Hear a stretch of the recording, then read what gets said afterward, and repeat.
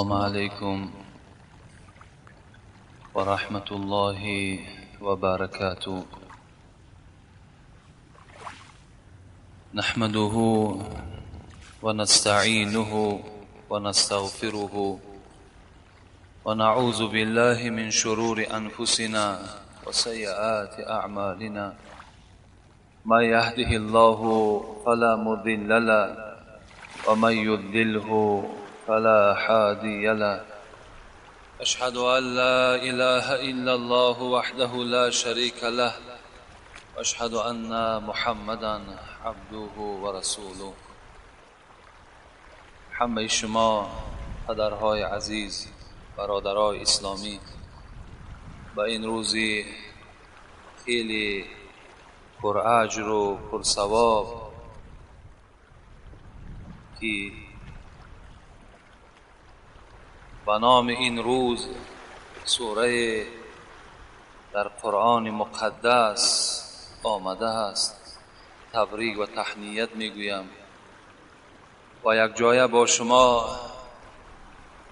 قبول دعاست، ساعتهای قبول دعاست، دعا میکنیم. اللهم انا نسألك علما نافعا ورزقا حلالا طيبا ولسانا ذاكرا وقلبا خاشعا وشفاء من كل داء. پروردگار، از تو درخواست داریم، از تو سوال میکنیم که بر همه آن کسانی که طلب کننده علم هست علم نصیب بگردان که به فایده بندگان تو باشد، به فایده اسلام و قرآن تو باشد. و خدایا از تو درخواست داریم که بر ما از هر وجهی که باشد رزق حلال را مهیا بگردان. و خدایا دیگر درخواست ما بندگانت این است که زبانهای ما را یاد کننده بگردان به نام خودت و دلهای ما را ترساننده بگردان و ما را خدایا از جمیع بیماری ها شفا نصیب بگردان. اللهم انا نعوذ بك من علم لا ينفع و من عمل لا يرفع و من دعاء لا يسمع و من لسان لا يذكر و من قلب لا يخشى و من بطن لا يشبع. خدایا از علمی که به فایده بندگانت نباشد، به فایده اسلامت نباشد، به سوی تو پناه طلب میکنیم. پروردگارا از زبانی که یادی تو را نمی کند، از دلی که از تو نمی ترسد، خدایا به سوی تو پناه طلب میکنیم. و خدای مهربان از آن شکمی که اصلا سیر نمی گردد به سوی تو پناه طلب میکنیم. اللهم اجعل خیر عمرنا آخره و خیر اعمالنا خواتمه و خیر ایامنا یوم لقائک. خدایا بگردان از عمر ما بهترین روزهایش را فقط روزهای آخرش را، زیرا که روزهای آخر خیلی ضعیف هستیم و اعضاهای ما درمند هست و رحلت امانت تو هست. پروردگارا آخر حیات ما را خوشبخت بگردان، نیک بگردان و از عملهای ما باشد پروردگارا آخر عملها مانا عملهای نیک بگردان و بهترین روز را برای ما همان روز بگردان که با جمال جهان آرای تو رو پروک شوی. خدای عاقبت کار همه ما بندگانت را به خیر بگردانی. خدای تمام ارواحایی که امید دعا دارند روحانیتشون شاد بگردانی، قبرهاشون پر نور بگردانی. مسافرانی که از جانب این جمعیت ما و شما هستند، فرزندها هستند، خدایا سفرهای با برار و بی غلط و بی خطا خدایا نصیبشان بگردانی. صحت بردی، سلامت برگشته بر خاندان آمدن موفقشان بگردانی. اللهم اعین علی ذکرک و شکرک و حسن عبادتک برحمتک یا ارحم الراحمین.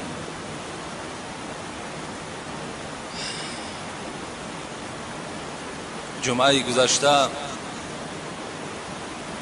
چگونه ای که به شما وعده دادیم که دوام موضوع نشانه های قیامت را به سمع شما می رسانیم.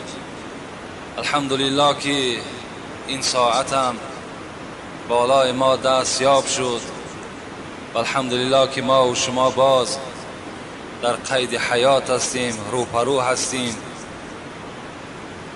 و می خواهیم که آن چیزایی که پیغمبر خدا از نشانه های قیامت و ما و شما خبر دادن یک جایه گوش اندازید. ان ابو هریره رضی الله تعالی عنه قال بادروا بالاعمال سبعا حتى تنتظروا الا فقرا منسيا او غنى مطغيا او مرضا مفسدا او هرما مفندا او موتا مجهزا او الدجال فشر غائب ينتظر او الساعة فالساعة ادهى وامر. صدق رسول الله صلی الله علیه وسلم. این حدیث از زبان پیغمبر خدا و از محب او و یار او ابو هریره روایت می گردد. این حدیث را افتتاح سخن من از این حدیث شروع کردم، زیرا که در داخل این حدیث بعضی از عملهای هست که به نشانهای قیامت تعلقت دارد. ابو هریره را همه ما و شما شناختیم، از جمعه پیشین دانستیم ابو هریره کی بود. ابو هریره یکی از محبای پیغمبر خداست.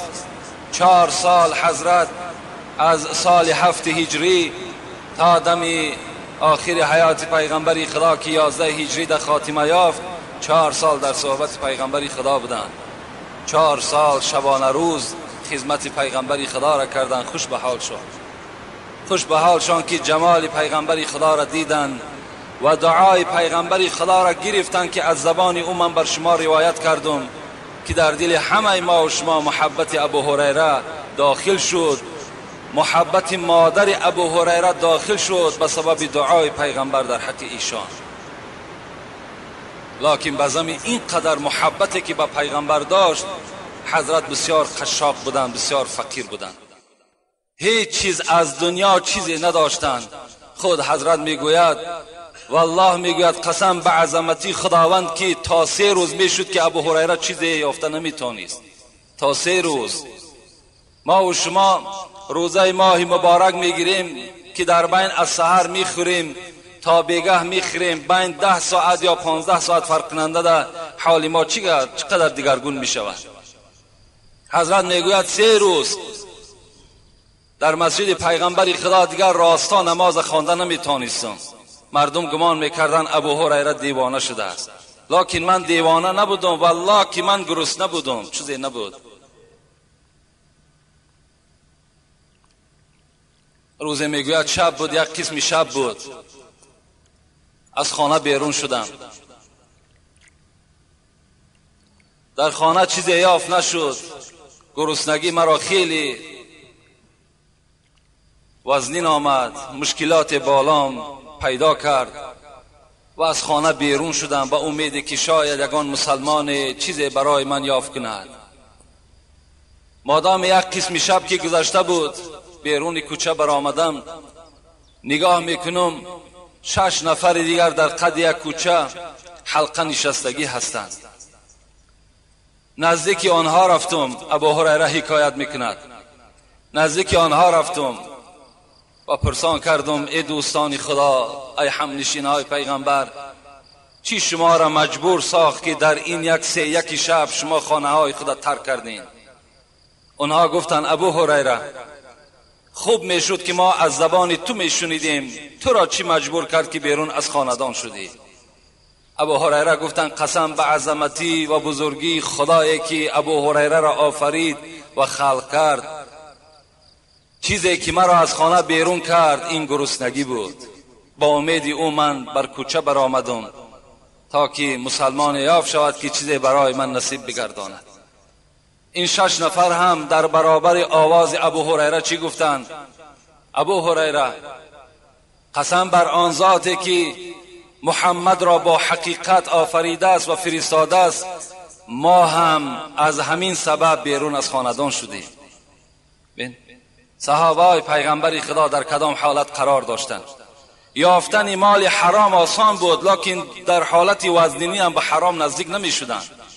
فقط از وجه حلال می خواستند چیزی یافت کنند و بخورند، زیرا می دانستند که رسول اکرم گفته بوده است کل جسد نبت من الحرام فالنار اولا به.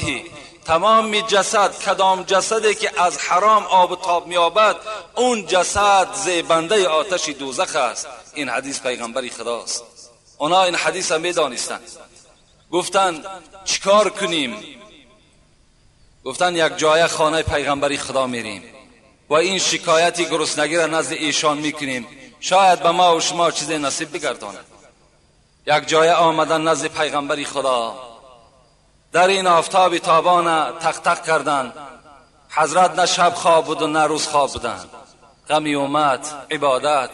حتی عایشه صدیقه میگه چنان پیغمبر شبها نماز میخواند کفهای زانوی پیغمبر به زانوی آدم مانند نبود، مگر میگفته پای شتر است. این قدر ورم میکرد.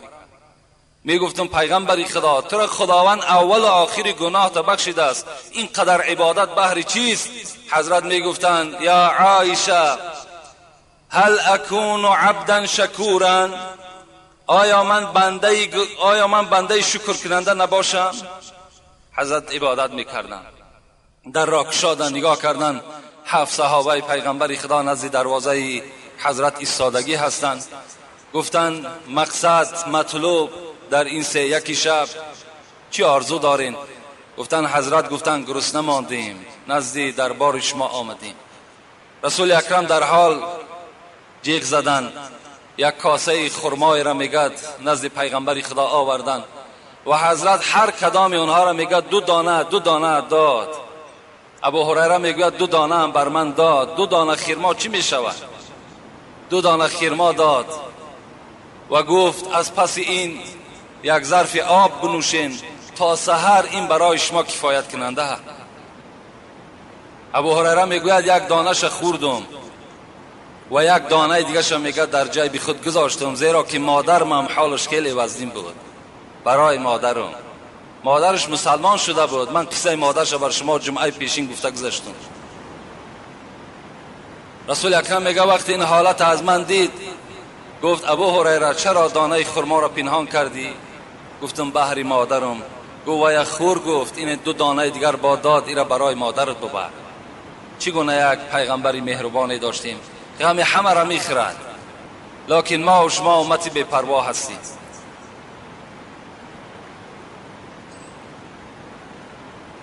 در قد راه ابو هریره میگوید روزی میگد من از گرسنگی زیاد میگد دیگر از جام قائم شده نمیتونستم.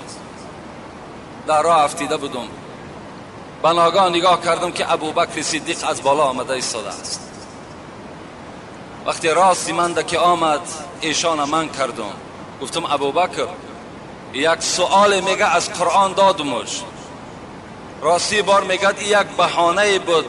ابوبکر من خاطری او من کردم که تا که مرا همراه خودش به خانهش برد. مقصدی من سوال دادن و جواب گوش کردن نبود، مقصدی من همین بود که تا که ابوبکر مرا همراه خود به خانهش برد. لیکن ابوبکر که از خانه خودش درکدار بود که در خانه چیزی نیست، میگه به من توجه نکرد. از پسی عمر آمد. عمر ده میگه همچنان شکایت کردم، سوال دادم. عمر هم که در خانهش چیزی نداشت، حضرت ها چیزی نداشتند. در حالتی که عمر در خلافت نشسته بود، وقتی خواستگار به خانه علی روان کرد، دختر علی گفت من عمر را نمیگیرم. برای چی نمیگیری؟ برای نان عمر خورده نمیشود، سخت است. حالت مشکلات. عمر میگه گذشت. بعد از اون میگه پیغمبر خدا میگه نگاه کردم که از پس ایشان آمده ایستاده است. براستی من که رسید آثار گرسنگی را در چهره من مشاهده کرد. گفت ابو هریره از پس من به خانه من بیا. از پس پیغمبر خدا میگد به خانه رسول اکرم داخل شدم. یک ظرف میگد پر از شیر بود پیش من آورد و گفت اول گفت ابو هریره پیش از آنی که تو این شیر را می نوشی رفته اصحاب صفه را، اون کسانی که در مسجد حلقه نشسته بودند، اونها را هم دعوت کن تا که از این شیر تناول کنند. میگد من داخل شدم، در راه وقتی آمدم خیلی غمگین شدم. یک ظرف شیر چی می شود؟ اصحاب صفه 10 نفر 20 نفر است. برای من اون قدری میرسد که من قوت پیدا نمیکنم، لیکن امر پیغمبر خدا بود. آمدم اصحاب صفه را میگد گرفته آوردم. رسول الله در دست من ظرف داد که یک یک تقسیم کن و هر کدام او میدادم. این معجزه پیغمبر بود. بس سری میگم می نوشید، باز میگرفتم در دست دیگرش میدادم. همچنان همه اونها که انجام یافتند، پیغمبر خدا به سوی من تبسم کرد و گفت ابو هریره فقط تو ماندی و من ماندم. گفتم بله پیغمبر خدا. گفت بنوش. میگد یک نوشیدم، چنان نوشیدم که یعنی یک بدن من حس پیدا کرد، یک قوت در وجود من پیدا شد که من شیر نوشیدم. وقتی باز دراز کردم رسول الله گفتن ابو هریره باز بنوش. باز نوشیدم 4 بار 5 بار پیغمبر خدا گشته و برگشته بر من میگفت شیر را بنوش، شیر را بنوش. از اون حالت و از اون سخنی که من در راه در دل خود گذرانیده بودم پیغمبر خدا آگاه شدند. در آخر گفتم پیغمبر خدا قسم به بزرگی خداوند این که دیگر راه شیرنوشی ندارم، سیر شدم. پیغمبر خدا میگه آخران خودش بد نوشی. این گونه مشقت ها و مصیبت ها را اصحاب پیغمبر خدا از سر گذرانیدند. از این خاطر به سر کدام ما و شما اگر چی مشکلات می آید اینها را پس سر کنیم، اینها را برداریم، تحمل کنیم. در حال برای 4 سومی که 1 ماهه یا 1 ساله یا 10 ساله ما و شما قناعت میکردگی دینهای خودمان دیگرگون نکنیم. در حال تسلیم در پیش هیچ دشمنی از خدا نشیم. همین حضرت چی گفتن؟ ابو هریره گفتن پیش از آنی که 7 حالت شما گرفتار میشوین باید که به عملهای صالح حرکت کننده باشین. یعنی چی قدر میتونین در حیات خودتان در عملهای صالح به حد به سرعت باشین، حرکت کنین. هر ساعتی که از شما برای شما موافق می آید کاری کنین که در عمل صالح انجامش بدین. برای چی؟ زیرا که 7 حالت بالای شما می آید. یکم گفتن الا فقرا منسیا، شاید که شما کم بغل شین، شاید شما فقیر شوین و حالت فقیری چنان حالتی هست که شما را پریشان خاطر می سازد، شما را فراموش خاطر می سازد، شما را سرگردان می سازد، دیگر به عملهای صالح شما چنگ زده نمی توانید. در اصل فقیری خیلی کاری مشکل است. در فقر صبر کردن هم این کاری هر یک بنده مؤمن نیست، خیلی حالتی مشکل است. مرد اگر نادار گردد غیرتش کم می شود، آبروی او بریزد همچو خاکستر شود. نطفه فرزندی نر در پشت مردی قرضدار یا عرق گردد بریزد یا زیغم دختر شود. خیلی مشکل است. لکن رسول اکرم فقیرها را گفتند شب معراج اطلعت فی الجنه فرأیت اکثر اهلها الفقراء. من شب معراج وقتی که جنت سیر کردم در داخل جنت اکثر اهل جنتی ها را دیدم که فقیرها بود، کم بغل ها بود. او غنى مطغیا. حضرت گفتند یا شاید که شما بای شوین. رسول اکرم میگوید شاید ای امت من شما بای شوین، با دولت شوین و مطغیا سرکش شوین، دیگر عملی صالح را انجام دادن نمیتونید. چگونه ای که امروز صاحب دولت، صاحب سهولت میشوند و طغیان میورزند، از خدای خود انکار میکنند، بجز عملهای قبیح و عملهای خطا به عمل صالح چنگ نمیزنند تا وقتی که با دولت چه خدا نگیرد از دستش.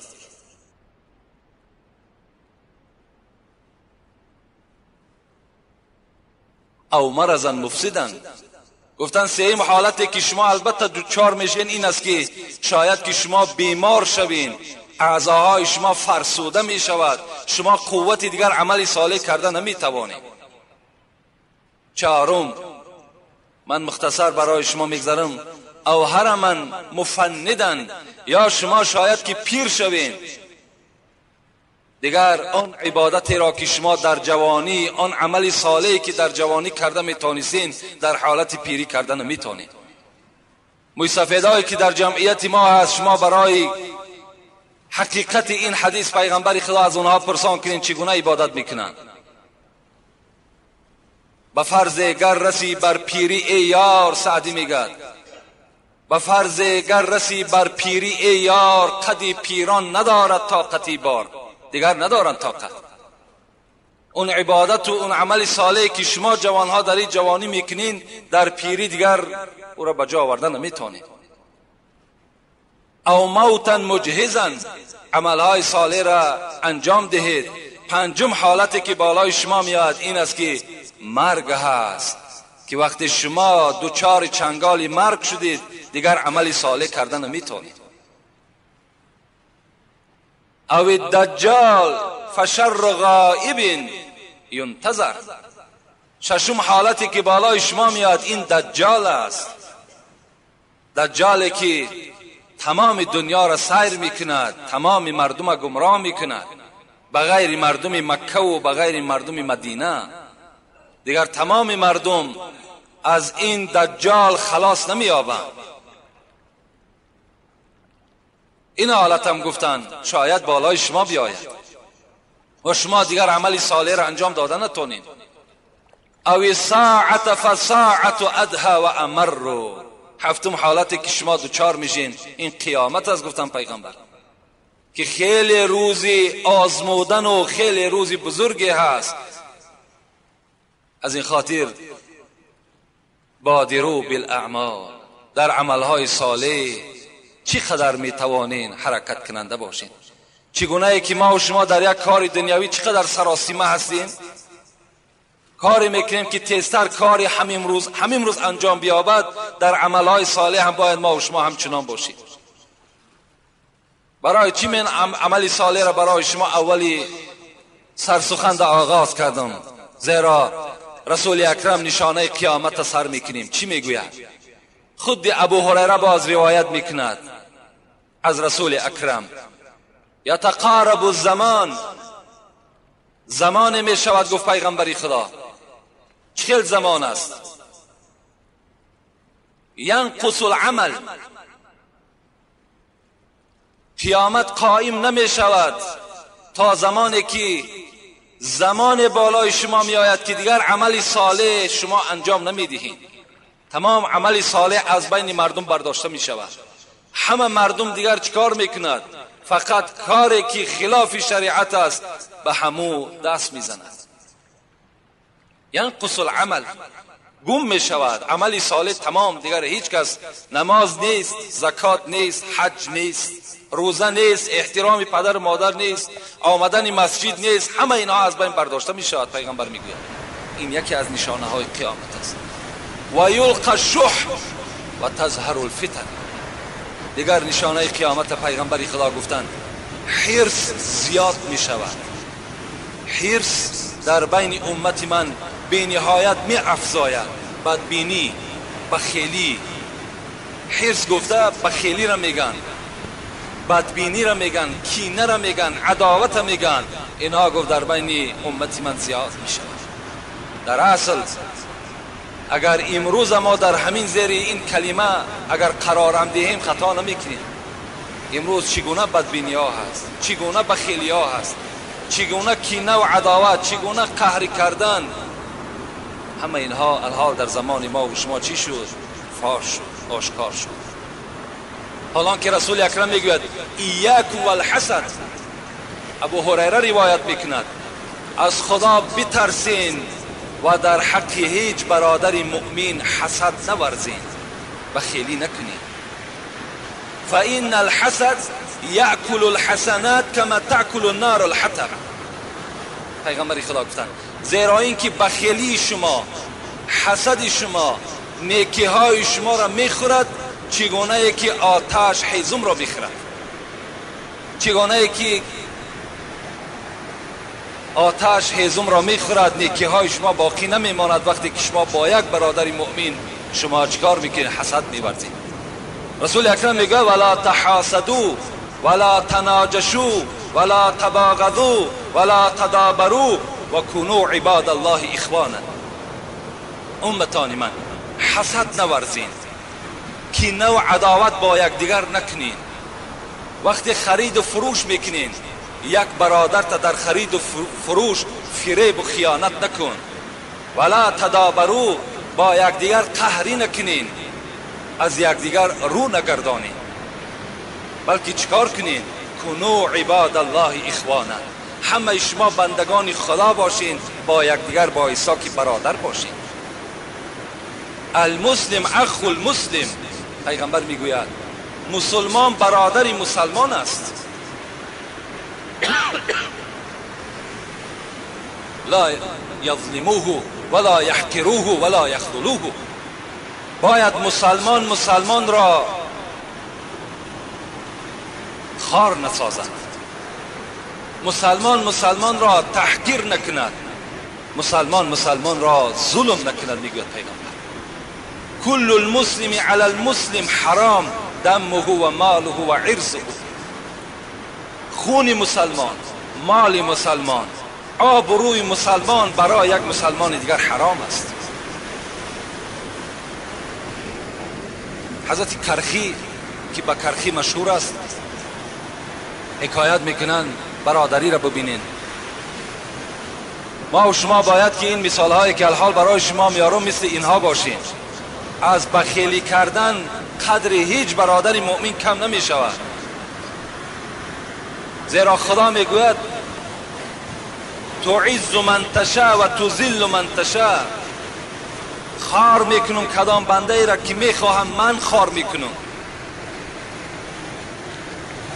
و آبرو میبخشم هر بنده ای را که میخواهم من میکنم. هیچ کس نمیتواند این را کرد. فقط شما از حساب حسد و بخیلیتان نیکی هاتان از دست میتونید خلاص. کرخی میگوید وقتی در یک کوچه یکی از دوستان خدا میگه من کرخی را دیدم. حضرت کرخی میلرزید از سرمای بیرون، از سرمای خنکی. بر او گفتم کرخی شما لباس گرم دارید، چرا لباس گرم نمی پوشید تا که بدن شما مثل این بدنهای فقیرها و مسکینها نلرزد؟ حضرت گفتند در اصل من لباسی که خود را از سرما محافظت کنم نزد من هست، لکن دست نارسا دارم تا که به فقیرها و مسکینها خیر احسان کنم. برای همدردی دل فقیرها و برادرای خود در برابر آنها با یک لباس خالی می ایستم، می لرزم تا که آنها هم لرزیدند من هم می لرزم. یعنی فقط همدردی من به همین شود. اگر دستی من می رسید من برای همه اینها لباس می خریدم، لیکن مادام لباس اینها ندارند، من وقتی می پوشم بدن من آرام گیرد و بدن برادر من لرزد. گفت این برادری نمی شود. من هم برابر اینها بدن خدا می لرزانم و در خنکی طاقت می کنم. حضرت یوسف می گوید چقدر با دولت بودند، انبارهای خیلی زیاد از تمام خوراکه داشتند، لکن دائم روزه می گرفتند. وقتی از او پرسان کردند یوسف چرا تو دائم روزه دار هستی؟ چی می گفت؟ می گفت زیرا که امروز فقیرها و مسکینها تشنه و گرسنه هستند. اگر من دائم سیر بگردم پس رحم برادر بر برادر چگونه انجام یافته باشد؟ من برای خاطر آنه که فقیرها و مسکینها تشنه و گرسنه هستند من هم چیکار میکنم؟ من هم روزدار میگردم تا که همدردی خود به آنها بیان کنم. این گونه معامله ها بین برادرها بود. روز میگد حضرت عمر نزد پیغمبر خدا آمد و شکایت کرد: یا رسول الله، حضرت علی بایستا که پیش از من بر من سلام دهد، وای بر من سلام نمیدهد، می ایستد تا من بر وی سلام ندهم، وای بر من سلام نمیدهد. پیغمبر خدا: علی در 30 سال از من خرد است کو. رسول اکرم میگد علی را فریاد کردن: علی، چرا تو با عمر در اول سلام نمیدهی؟ حضرت علی چی گفتن؟ گفتن پیغمبر خدا،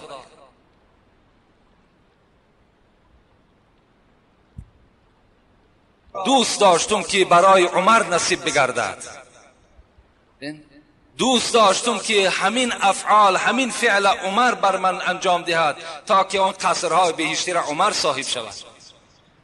لا یؤمن احدکم حتی یحب لاخی ما یحب لنفسه، متفق علیه. تمام محدث در این حدیث اتفاقا: ایمان شما کامل نیست تا وقتی که یک آن چیزی را که برای خودتان دوست می‌دارین برای برادر مؤمنتان دوست ندارین. این گونه باید ما و شما برادر باشیم. هر جا یک بنده خدا ترس هست، بنده کلمه گو هست، اشهد ان لا اله الا الله، اشهد ان محمدا عبده و رسوله میگوید و برادر ماست. و یلقی الشح و تظهر الفتن. سیم نشانه قیامت پیغمبر خدا چی گفتن؟ گفتن فتنه ها زیاد می شود. فتنه چگونه خدا در قرآن میگوید اشد من القتل، از قتل دیده فتنه وزنین تر است.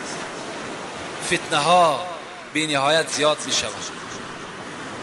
سیأتی زمان علی امتی، یک زمان بر بالای امتی من می آید، لا یبقى من الاسلام الا اسمه ولا من القرآن الا رسمه، مساجدهم عامرة و هي خراب من الهدى و عن ذکر الله، علماؤهم شر من تحت ادیم السماء، تخرج من عندهم فتنه و فیهم تعود. حضرت علی گفتند از نام پیغمبر خدا زمان می آید. چگونه زمان است؟ اسلام را فقط نامش می ماند، از اسلام عملش دور می گردد. در اصل نماز می خواند لیکن نمی داند چی خوانده ایستاده است. زکات می دهد نه از برای خدا، حج می کند نه از برای خدا، فقط همون نام اسلام می ماند و خلاص. و از قرآن چی گفت پیغمبر خدا؟ زمان می آید همین قرآن صورتش می ماند لیکن عملش از بین دور می شود. می گوییم کتاب ما قرآن است لیکن عمل ما و شما عمل شیطانی می گردد. دیگر بر گفته های خدا نه، کتاب پوشیده است، با گفته های شیطان ما و شما عمل می کنیم. امروز خودتان مقایسه کنین، عمل های خودتان در ترازوی عقل خودتان بسنجین، کدامش به قرآن موافق است، کدامش به قرآن موافق نیست. این پیغمبری خدا گفتند. و در دوام گفتند زمان می شود که مسجد سازی بی نهایت زیاد می شود، زیاد مسجد میکنند لیکن چی است؟ لیکن خالی هست از هدایت، خالی هست از ذکر خدا. مسجدها هستند، زیبا هستند لیکن داعی ندارند، دعوتگر ندارند، فقط زیب و زینت دارند خلاص. بدترین مردم گفتن پیغمبر خدا در دام این حدیث کیا هستند؟ عالم های همون زمانه هستند. عالم ها گفتند بدترین مردم همون زمان هستند. برای چی بدترین هستند؟ زیرا از نزد آنها میگد پیغمبر خدا فتنه میخیزد و فیهم تعود، لیکن الحمدلله که در سر خود آنها میزند. از نزد عالم فتنه میخیزد با در سر عالم انجام مییابد. البته عالم ها هست، عالم هایی که فتنه انگیزی میکنند، هست عالم هایی که نامش عالم است لیکن از شیطان دیده بدتر است.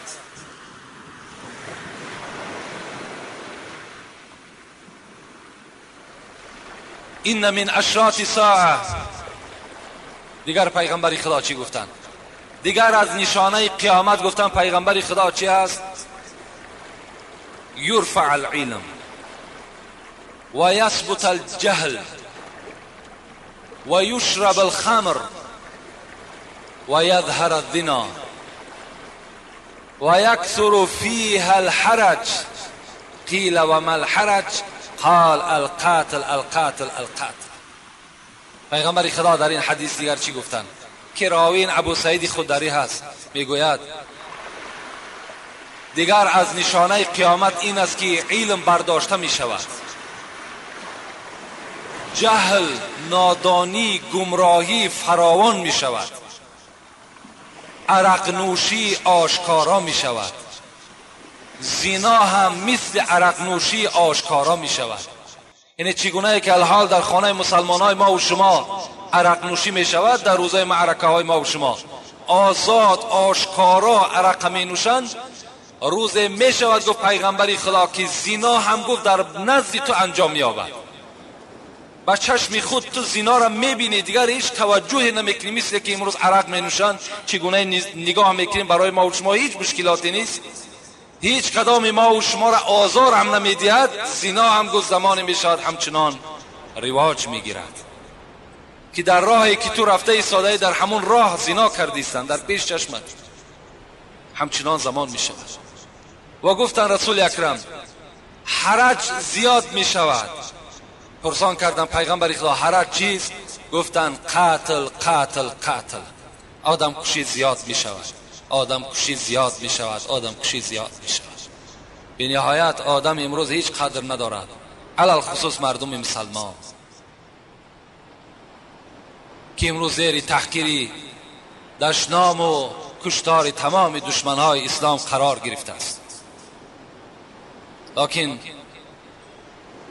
چگونه که روز عید در این مسئله برای شما یک گوشزده کردیم، ما مانده نمیشیم، ما خسته نمیشیم. مدعی خواست که از بیخ کند ریشه ما، غافل از آن که خدا هست در اندیشه ما. البته خداوند اندیشه ما ده هست. زمان می شود چگونه که حدیثی که در دیگر نشانه های قیامت بر شما خبر دادم که حتی سنگ فریاد میزند یا مسلم خلفی یهودیون، در پشت من یهودی است، در پشت من دشمن خداست، فقتله، بیا و یا قتل کن. این زمان می آید. رسول اکرم گفتن علم برداشته می شود. عبدالله ابن عمر ابن العاص می گوید چگونه علم برداشته می شود؟ رسول الله گفتند لا يقبض العلم انتزاعا ينتزع من العباد. خداوند علم را از سینه های ما و شما کشیده نمیگیرد. روز می شود که ما و شما عالم هستیم، دانا هستیم، سحر میخیزیم همه ما و شما گمراه و جاهل هستیم. اینا پیغمبری خدا گفتن سحر میخیزی، همون عالمی که تمام علم در نزد او ظاهر بود، در وجود او بود، سحر میخیزد، از او دیدن نادانتر نیست دیگر. رسول الله را سوال کردن چگونه میشود؟ گفتن خداوند علم را از سینه های شما کشیده نمیگیرد، بل یقبض العلم بقبض العلماء، بلکه علم را چنان میگیرد که عالم ها را همه را هلاک میکند. همه عالم ها از بین شما برداشته میشود، آنها به مرگ الهی از دنیا میگذرند. مادامی که عالم در بین مردم که نمان، مردم چی میشود؟ چی میشود؟ اتخذ الناس رؤوسا جهالا، مردم جاهل ها را گفت پیغمبر خدا پیشوای خود میسازند. امام های خود و پیشواهای خود آدم های جاهل میشوند. فسویلو، و از این قوم کسی میخیزد اون جاهل میگه سوال میکرد، یک فتوای میپرسد، فافتوا بغیر علم فزلوا و ازلوا. اون جاهل در حال یک سوالت یک جواب نادانانه میدهد که اون جواب نه در قرآن است در احادیث است. رسول الله گفتن فزلوا و ازلوا. اون شخص که خود جاهل است لیکن این مردم هم جاهل میگرداند. زمانی می شود اینها هم پیدا می شده است. این هم اشیاء است، این هم از اشراط ساعت است. امروز همون جاهلای ما و شما، بعضی از جاهلا در ما و شما پیشوا هستند. باور کنین بعضی مسئله ها را جوانها میآیند بر ما خبر میدهند که مولای ما هم تا گفت. از یک جانب انسان خنده میگیرد، از یک جانب انسان در غضب میشود که نخواهد که همین مسئله را چنان برای شما بیان کرده باشد. بچی مینازد بچه فلانی است، پدرش فلانی است، دادرش فلانی است یا مادرش فلانی است. اینها دیگر ناز ندارند، با اینها نازیدن دیگر لازم نیست. شاعر میگوید به بال خویش باید کرد پرواز، به بال دیگران نتوان پریدن. انسان باید به بال خودش پرواز کند. انسان باید که به محنت و زحمت خودش پرواز کند، نه مثال پدرم فلانی بود، مادرم فلانی بود، خدا رحمتشان کند. تو هم حرکت کن مثل پدر و چاو، تو هم حرکت کن مثل برادر و چاو. لا تقوم ساعه. دیگر نشانه قیامت پیغمبر گفتند یمر الرجل بقبر الرجل فیقول یا لیتنی مکانه. این در بخاری هم روایت می شود.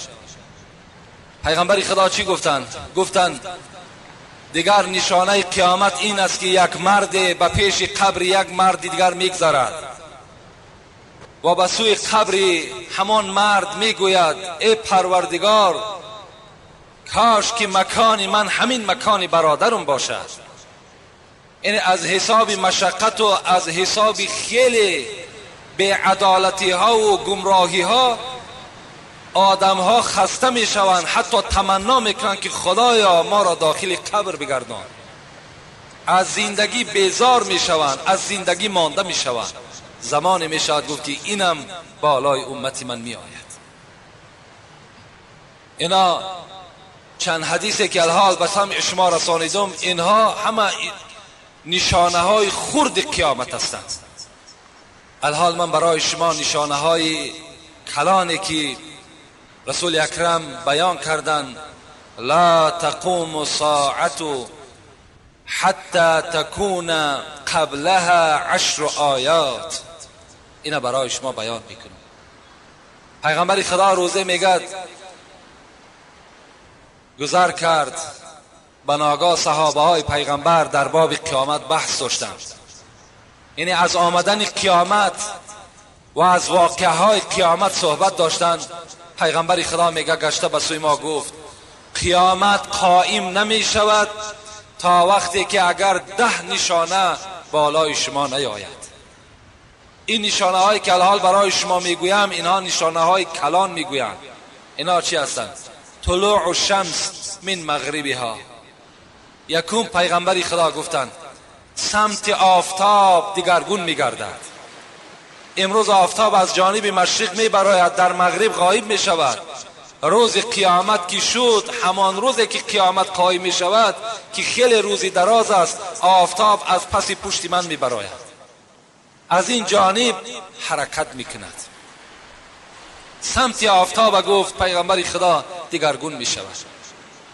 ان الله تعالی یبسط یده باللیل لیتوب مسیء النهار و یبسط یده بالنهار لیتوب مسیء اللیل حتی تطلع الشمس من مغربها. پیغمبر خدا گفتند درگاه پروردگار شما گشاده است روز تا بیگاه. برای کیها؟ برای کسایی که در روز گناه کردند. خدا میگه دروازه من گشاده است، کدام شما طلب مغفرت میکنید من شما را مغفرت میگردانم. درهای رحمت من میگوید خدا از شب تا به روز گشاده است، کدام شما توبه میکنید، کدام شما داخل درگاه میشوید من شما را به بندگی قبول میکنم. در دوام پیغمبر خدا چی گفتند؟ حتی تطلع الشمس من مغربها، تا وقتی که آفتاب از مغرب میبراید توبه بنده مؤمن خدا قبول میکند، لیکن وقتی آفتاب برآمد در توبه بسته میشود. تمام. دیگر او روز کدام ما و شما زاری کنیم، تولا کنیم، حتی خودمان قتل در راه خدا کنیم، دیگر فایده ندارد، در رحمت بسته میشود. پیش از آنه که این آفتاب از جانب مغرب میبراید، ما و شما باید که ما و شما به سوی خدا توبه کننده باشیم، ما و شما به سوی خدا برگردنده باشیم. این یکم نشانش است. دویم چی گفتند؟ دویم گفتند و دابت الارض، و جانور از زمین میبراید، جانور از زمین میبراید. میگذاریم در سوره نحل آیت 82. نمل، سوره که به نام مرچه خداوند در قرآن ذکرش میکنن. نمل گفته مرچه را میگن. در آیت 82 همین از دابت الارض، الحال ما و شما را خداوند شناس میکند. دابت الارض چیست؟ اعوذ بالله من الشیطان الرجیم و اذا وقع القول عليهم اخرجنا لهم دابة من الارض تكلموهم ان الناس كانوا بآیاتنا لا یوقنون. صدق الله العظیم. خدا میگوید وقتی که فساد فسق در روی زمین که زیاد شد، دابت الارض از زمین میبراید، دابت الارض میبراید. در دوام میگوید خداوند تکلموهم، این دابه با مردم سخن میگوید. کانوا بآیاتنا لا یوقنون، لکن این کافران و این منکران قیامتی که بودند به نشانه ها و به روز قیامت من باور نداشتند. دابه چی هست؟ دابه جانور میگن. در شکل دابه خیلی اختلاف های زیاد است که دابه چگونه هست. صاحب تفسیر قرطبی که حضرت میگوید این دابت الارض همان شتر حضرت صالح است که از پیغمبر خدا سوال کردند دابت الارض از کجا میبراید؟ گفت از مسجد خیلی بزرگ و خیلی در نزد خداوند با قدر و با قیمت. این اشاره محدثا به چی کردن؟ به خانه کعبه کردن.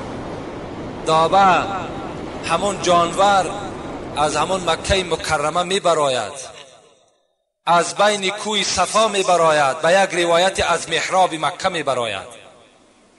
شکلش میگوید بعضی مفسران میگن مثل اسب است، از 4 طرف میگه زبان دارد و به مردم فقط کارش نصیحت است و در دستش میگه، حدیث پیغمبری خداست، حدیث صحیح است، ترمذی روایتش میکند که در دستش میگه عصای حضرت موسی دارد و در یک دستش چله حضرت سلیمان است. وقتی نزد کافر ده میگن نزدیک میشود، همان مهر میگه در پیشانیش میگذارد، چهره کافر سیاه میشود و نویسانده میشود هذا کافر، این کافر است. وقتی عصاش میگن نزدیک آدم مؤمن میارد، وقتی میگن نزدیک به پیشانی مؤمن میگذارد، چهره مؤمن روشن میشود و نویسانده میشود این مؤمن است. دیگر لقب میگه در همون زمان از بین برداشته میشود، مگر یکی یکی را چگونه فریاد میکند. آدم هایی که روسیا هستند، آدم های روی سفید، اونها را دوزخی میگویند. و آدم های روسیا باشد، آدم های روی سفید بهشتی میگویند. فقط یک لقب میماند، روسیا، دوزخی و بهشتی، خلاص. خیلی اندازه کلان هم دارد، بعضی از مفسران میگوید و چون خیلی تیزدو هم هست. یک شعر از حضرت جنونی در همین باب حضرت نویساندن، در باب همین دابت الارض، میخواهم که گوش اندازین که گردد خارج از محراب مکه، به شکلی بوالعجب تنها و یکه. چو هر عضوش به هر مخلوق مانند، چو هر عضوش به هر مخلوق مانند، پر دارد چو مرغی دایه خوانند. پرش تا عرش رفته در کلانی، دمش اندر ثریا ارض ثانی. و او با ربع مسکون 4 روی است، به هر 4ش زبان در گفتگو هست. زبانهایش به وعظی خوش فصیح است، به مردم کار او پند و نصیح است. بگوید ای مسلمانان شد آخیر، گذشت دنیا شما در راه مسافر. این دابه همین می گفته است ای مسلمان ها همه آگاه باشین که دنیا به آخر رسید. تمام دکانها را بسته کنین، عیش و عشرت را بسته کنین، هر اعلان توی داشتین خدایی داشتین اونها را بسته کنین، منتظر شوین که زمین در لرزه می درآید. این ساعت آخر قیامت است. آفتاب وقتی که از مغرب میگد می آید در بین آسمان می رسد، نصف روز می شود، دابت الارض در همین نصف روز می براید. که گفتیم قرطبی میگوید این همون ناقه صالح است. حضرت صالح را شما قصهش اگر میدانسته باشین، و این معجزش همین بود که یک شتر در بین مردم چکار کرد، از داخل سنگ با قدرت الهی به مردم عطا کرد تا که وی یک روز آب میخورد، یک روز شیر میداد، با همراهی خود یک بچه داشت. چندین سال شیر وی خوردن، عاقبت این قوم نافرمان مصلحت کردند که این شتر را باید کشتن در کار. چندین بار حضرت صالح خبر داد شتر را نکشید، بالای شما عذاب می آید. لکن این قوم سرکش مصلحت کردند شتر را در وقت همون آب نوشیش به قتل رساندند. و فرزند همون شتر در اون زمان دویده از همون سنگی که قطعی مادر برآمده بود، همراه مادرش برآمده بود، در همون سنگ در آمده بود. این صاحب تفسیر قرطبی میگوید همون دابه‌ای که خدا میگوید میبراید و مردم در پند و نصیحت میکند، سخن میگوید، حیوان است لکن با قدرت خداوند با زبان انسانی گپ میزند. همون فرزند شتر است میگه. این در خدا خودش داناست چگونه است، زیرا خیلی اختلاف های زیاد در حدیث ها و در تفسیر های قرآن است. لکن خلاص همین است که این دابه بعد طلوع آفتاب چکار میکند؟ میبراید. بعد این چی هست؟ دخان است. دیگر نشانه قیامت پیغمبر خدا گفتند دخان است. دخان چی هست؟ دخان گفته دود میگن که مخصوص همین دخان در قرآن سوره دخان موجود است. آیت 10 و 11 این سوره دخان: اعوذ بالله من الشیطان الرجیم فارتقب یوم تأتی السماء بدخان مبین یخشی الناس هذا عذاب علیم. صدق الله العظیم. خدا میگوید محمد منتظر شو روزی را که این آسمان را یک دود فرا میگیرد. یخشی الناس، مردم بیهوش میشود. هذا عذاب علیم، این دود نیست بلکه این عذاب خداوند هست. روز می شود که این آسمانی که الحال ما و شما با حضور دل به ستاره های اون نگاه میکنیم، اینها را دیگر دیده نمی شود. دود فرا میگیرد. چنان دود هست که پیغمبر خدا گفت بنده مؤمن را زکام میکند لکن کافر ورم میکند. همان روز کدام روز است؟ خدا خودش داناست. اون روز آمدنی هست. بعض مفسرای ما و شما گفتن این دخان، این نشانه قیامت در دوره‌های پیغمبر الکی ظاهر شده بود. وقتی که قریش پیغمبر خدا را اطاعت نکردند، پیغمبر خدا دعا کردند پروردگارا چگونه که 7 سال در دوره‌های حضرت یوسف قحطی آمده بود، همون قحطی را در بین مردم قریش نصیب بگردان. زیرا اینها همه سرکش شدند، اینها مرا اطاعت نمی کنند. و همان دود میگد بالای همان مکه مکرمه را فرا گرفته بود که مردم میگد چنان میگد قحطی آمد، چنان گرسنگی آمد که حتی استخوانها را میده کرده میخوردند. نزد رسول اکرم آمدند، پیغمبر خدا را گفتند پیغمبر خدا دعا کن تا که این دود از بالای ما دور شود، ما به خدای تو ایمان میاریم. لیکن خداوند با سبب این دعای پیغمبر دود را دور کرد و گفت پیغمبر تو یک معجزه تیار است، اینها به تو ایمان نمیارند، با دور کردن دود من هم ایمان نمیارند. بعضی مفسرها بر این هم هستند که این دود در زمانهای پیغمبری خدا الک یک نشانش گذشت. لیکن ابن کثیر که خیلی تفسیری با قوت هست این میگوید نه، میگه نگذشته است. این دود هم یکی از نشانه های هست که پیش از آمدن همین قیامت و بعد بر آمدن دابت الارض میگد این چکار میکند، این پیدا میشه. دیگر چی هست؟ دیگر ثلاث خسوفین، خسف بالمغرب و خسف بالمشرق و خسف فی الجزیره العرب. پیغمبر خدا گفت بعد من طرف مشرق طرف مغرب فروروی زمین ها سر می شود. یعنی شهرهای هستند که در طرف مشرق و شهرهای هستند در طرف مغرب و شهرهای هستند که در جزیره های عرب زندگی دارند. همگی زمین اینها را فرو می برد و اینها غایب می شوند، دیگر ناپدید می شوند. عایشه صدیقه میگه گفتم پیغمبر خدا وقتی اینها را زمین فرو میبرد در بین اونها آدمای صالح وجود ندارد؟ رسول الله گفتند وجود دارد، لکن عدد آدمهای فاجر زیادتر است. آدمهای بد، آدمهای ناخوب، آدمهای کافر در روی دنیا زیادترند نظر به آدمهای صالح. با اینها را چکار میکند؟ زمین فرو میبرد. و دیگر نشانه را پیغمبر خدا گفتند النار من الیمن من قعر عاد تسوق الناس الى المحشر. در شهر یمن گفتن پیغمبر خدا یک آتش گفتن فواره میزند از چقرترین زمین به سوی آسمان بلند می شود. صحابه پرسیدن پیغمبر خدا وقتی این حالت اگر ما بینیم چیکار کنیم؟ رسول الله گفتند که بر شما باد که به طرف ملک شام برای خود اختیار کنید.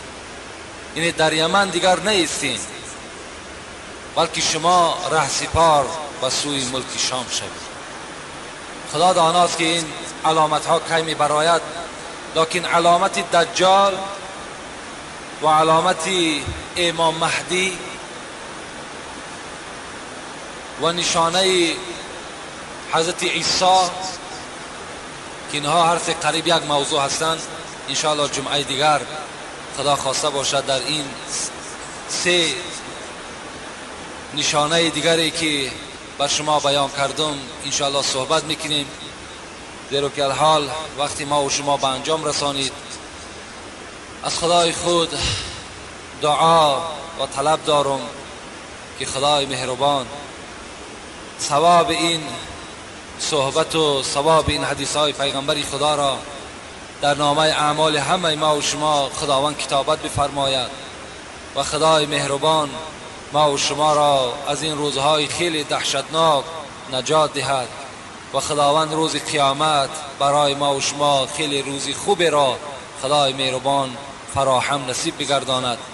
خدایا اهل این بندگانت چی مراد و چی مطلوب و چی مقصودی که دارند با فضل کرم خود خدایا برآورده خیر بگردانی و خدایا ما را برای راست برای اهدنا الصراط المستقیم هدایت بفرمایی.